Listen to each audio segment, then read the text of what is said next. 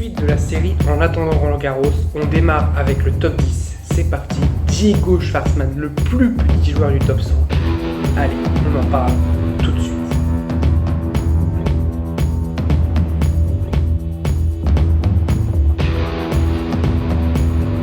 Salut à tous, je suis très heureux de vous retrouver pour la suite de la série En attendant Roland Garros. C'est déjà le quatrième épisode de cette série sur Diego Schwartzman, le premier joueur du top 10 dont on va parler. Numéro 10 mondial, Diego Schwartzman, le plus petit joueur du top 100.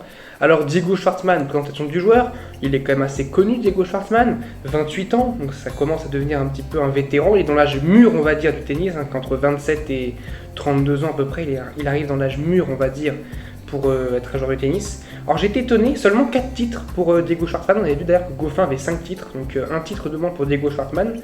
8ème mondial, il a déjà été 8ème mondial, c'était d'ailleurs l'année dernière, puisqu'il a fait en plus le Masters, Diego Schwartzman, qui a fait son premier Masters l'année dernière.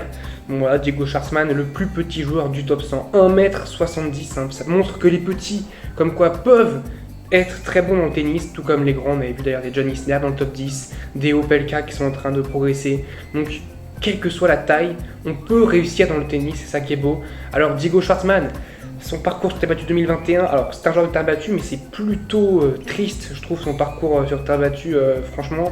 Défaite dès le premier tour contre Casper Ruud à Monte Carlo. Alors Casper Ruud, on l'avait dit, c'est un très bon joueur sur terre battue, mais je trouve que Diego Schwartzman actuellement doit être plus fort qu'un joueur comme Casper Ruud. Je trouve que Diego Schwartzman, qui a, on rappelle, une demi-finale à défendre à Roland Garros, se doit d'être plus fort face à ces joueurs-là. À Barcelone, il perd contre Pablo Carreño Busta. Pour moi, c'est pareil, il doit être supérieur à Carreño Busta. Alors il perd 7-5 dans le troisième, mais il perd ce match en quart de finale. Derrière, à Madrid, il passe pas un tour, il perd direct contre Aslan Karatsev, sa bête noire, s'il est déjà battu à l'Open d'Australie 3 x 6-3, 6-3, 6-3, 6-3.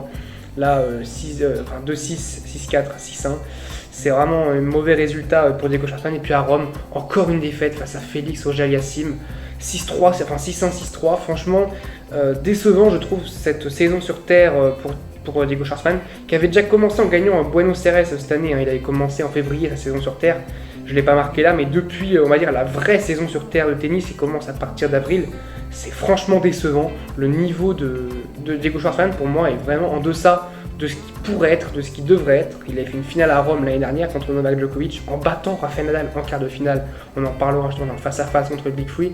Mais là, franchement, je suis vraiment déçu du parcours sur terre en 2021 de Diego Schwartzman, qui n'a pas existé. Pour moi, est transparent. Dans les Master 1000, on l'a vu, il n'a pas passé un seul tour en Master 1000 cette année sur terre battue. C'est franchement très très décevant de sa part. Donc le face-à-face justement, il est là face au Big Free, on le voit, bon c'est pas très glorieux, 6-0 pour Djokovic, 4-0 pour Federer, 10-1 pour Rafael Nadal. Il a quand même rencontré Rafael Nadal 11 fois, il l'a battu une fois, c'est pas rien, en plus il l'a battu sur terre, c'est rare, faut être souligné. Donc face à Djokovic, ils sont joués 3 fois sur terre à Roland Garros en 2017, ça avait fait 5-7 matchs en 5-7, mais bon, franchement, c'était le Djokovic de 2017, je rappelle, donc c'est pas le Djokovic de référence, c'est pas le Djokovic à prendre en référence.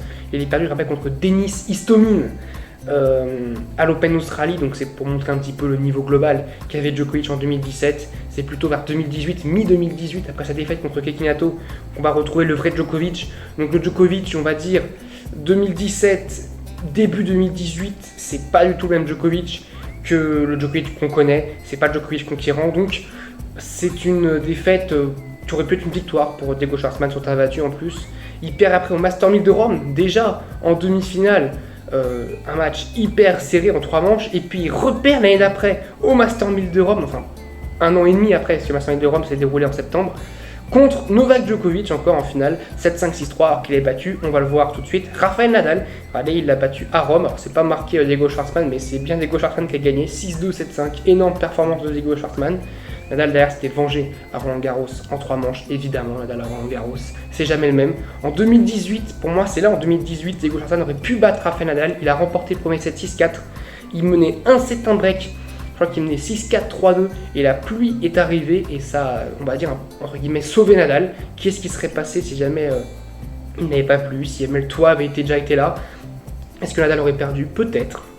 Ou peut-être pas, en tout cas, un match qui avait duré, je crois, plus de 4 heures, donc une grosse performance encore physique mise par Rafael Nadal, et Diego Schwartzman malheureusement qui avait craqué.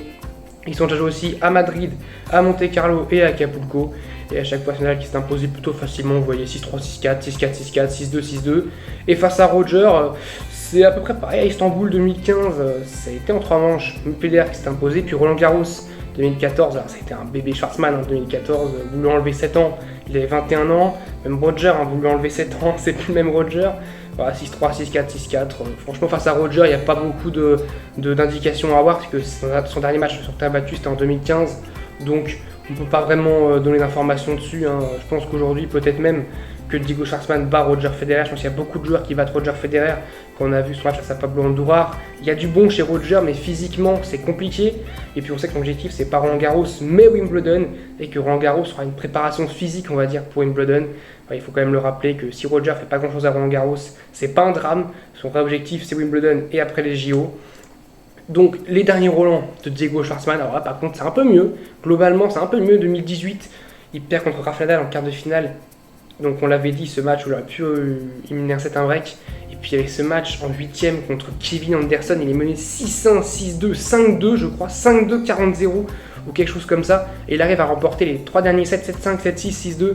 Un choke incroyable de Kevin Anderson qui a totalement craqué, mais ça montre aussi, je trouve, le caractère de Diego Schwartzman qui est un combattant, qui va jamais rien lâcher. Tant que le match n'est pas fini, il va y aller. J'aime cette mentalité, moi, cette mentalité un petit peu des Sud-Américains qui ne lâchent rien, qui se battent jusqu'au bout. Par exemple, Del Potro, qui malgré les blessures, il continue à se battre. C'est vraiment des joueurs très difficiles à battre puisqu'ils sont toujours, on va dire, des guerriers sur le terrain, ils vont rien lâcher. Alors 2019 justement, il perd contre un Argentin, contre un compatriote, mais c'est une contre-performance 2019 contre Leonardo Mayer. Franchement, une petite contre-perf de la part de Diego Schwartzman, pardon. Derrière Leonardo Mayer qui va battre Nicolas Mahut au 3e tour avant de perdre contre Roger Federer. Et puis Roland Garros 2020, très très beau Roland Garros 2020 où il ne perd pas un set avant les quarts de finale. Et puis les quarts de finale, il joue Dominic Thiem, qui était le tout récent vainqueur de l'US Open, et puis il va écraser, non pas du tout, mais il va réussir à physiquement tuer Dominic Thiem. Hugo Gaston l'avait déjà, on va dire, un petit peu assaisonné le match d'avant avec ses amortis, ses lobes, ses amortis, son jeu en variation, et Diego Schwartzman qui a réussi à tuer Dominic Thiem, à terminer Dominic Thiem, qui menait pourtant 2-7-1, et le break dans le 4e set, franchement, en tant que fan de Dominic Thiem, c'était dévastant, mais très très belle performance de Diego Schwartzman qui derrière contre Rafael Nadal ne va pas démériter, mais va perdre malheureusement 6-3, 6-3, 6-4, 7-6 pardon, c'est vraiment mauvais, surtout que le tie-break je trouve qu'il aurait pu mieux faire parce que il y avait la place, il prend 7-0 et franchement il y avait la place en 3e set. Nadal était plus vraiment en confiance, Diego Schwartzman était bien revenu à un bon niveau et malheureusement Nadal a remis une couche dans le tie-break pour battre Diego Schwartzman. Alors les chances pour Roland Garros de Diego Schwartzman dynamique 2021, on l'a vu, elle est plutôt médiocre. Par exemple, un match remporté en Master 1000 sur terre battue, c'est franchement décevant. Joueur de terre battue, oui, évidemment, c'est un joueur de terre battue. Expérience à Roland Garros, elle est bonne, il a fait une demi-finale, il a fait un quart de finale déjà, donc il a une bonne expérience de Roland Garros. Battre Nadal ou Djokovic, je pense que cette année, ça va être impossible pour lui, parce qu'on l'a vu, aucune référence cette année, aucun match référence pour lui, donc je trouve qu'il n'a pas le niveau aujourd'hui pour battre Rafael Nadal ou Novak Djokovic, ou même des joueurs inférieurs, du type Tsitsipas ou Zverev, je pense qu'il n'a pas les niveaux de les battre cette année. Régularité, c'est un joueur régulier, mais cette année c'est en dents de scie, on l'a vu. Donc pour la probabilité de remporter Roland Garros, j'aurais pu mettre une étoile au vu de son niveau actuel, mais le fait que ce soit un joueur sur terre et qu'il ait fait une demi-finale, je trouve que je vais lui mettre 2 étoiles, peut-être par gentillesse, par gratitude, mais je lui mets 2 étoiles parce que je trouve que c'était quand même un joueur qui se bat et un joueur qui va être compliqué à battre, comme un peu Casper Ruud, il va être très difficile à battre, il va pas être simple à jouer, donc un Diego Schwartzman compliqué à battre, voilà, je mets 2 étoiles sur 5, c'est plutôt gentil, mais je vais laisser 2 étoiles sur 5.